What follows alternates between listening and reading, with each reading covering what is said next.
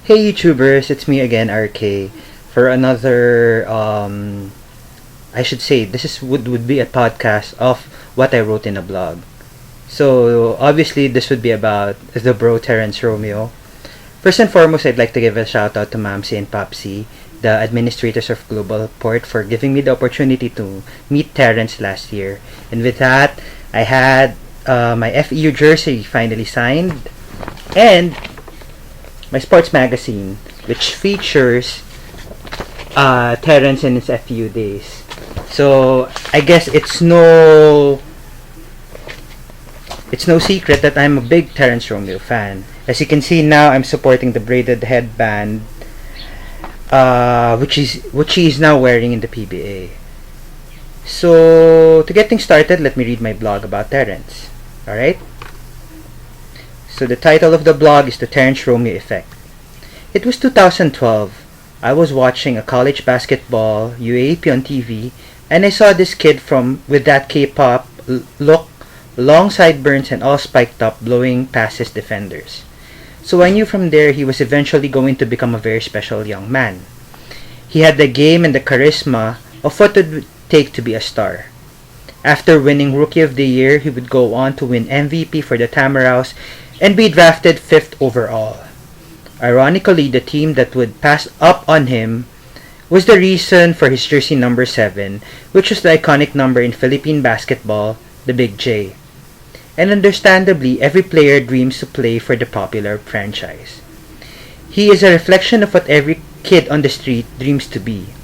The ultimate scorer with flashy moves. His game is really street. And despite the fact that we cannot compare him to Allen Iverson, the similarities cannot be denied.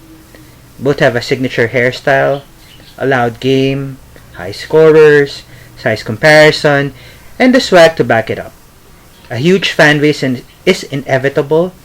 At the time, 2012 onwards, I was a big K-pop fan due to the Lee Min-ho influence.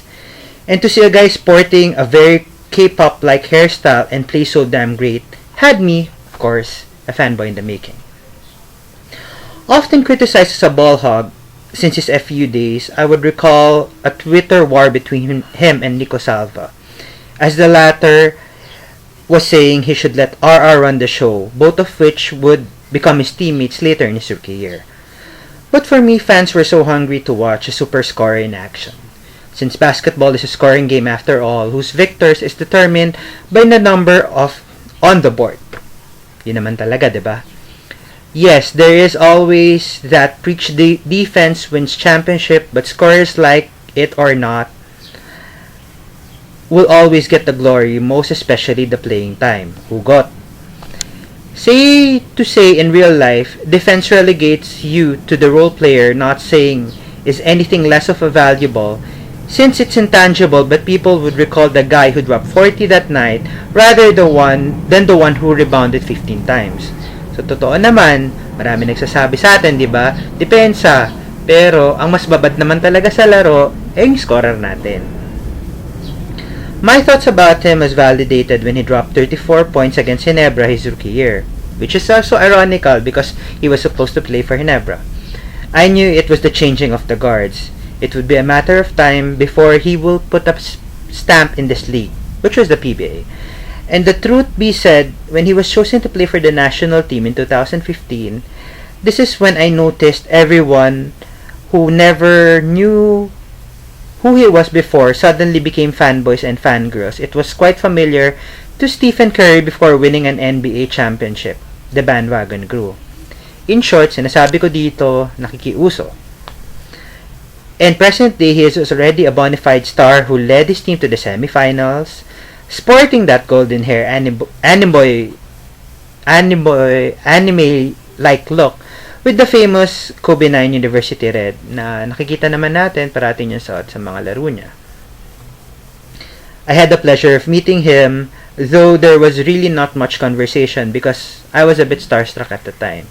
Siyempre, pag nakita mo yung idol mo, parang, oy, medyo na-amaze ka sa kanya. Lalo na nakita ko siya mag-dribble, nakita ko siyang maglaro. Talagang namangha ako lalo.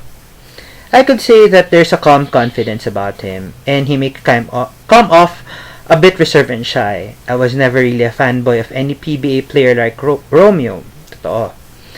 I really had a big faith in him and was excited to watch his game because of his style of play.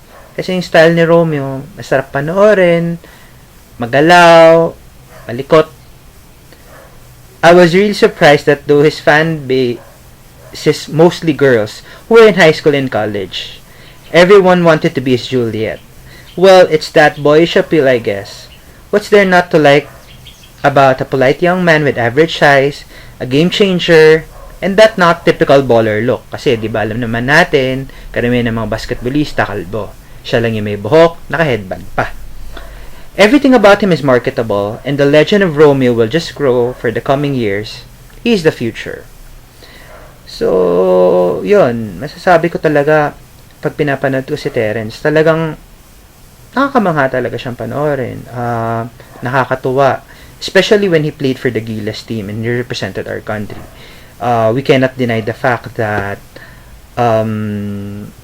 we were also amazed that he can, play at that stage. So, I guess that's it. I'm just really, excited to look forward what would happen in his young career. Before I forgot, advance happy birthday pala, Terrence. March 16, 1992, turning 24 years old. Happy birthday sa'yo, bro. And it was a pleasure meeting you. And sana, ma-meet kita ulit. Mapapirma ko naman yung mga Global Port jersey ko. Yun, wala pa rin ako ng lime green. So, kukuha pa lang ako. Anyway, thanks for watching my video again. If you like, put a comment below and like it. Thank you.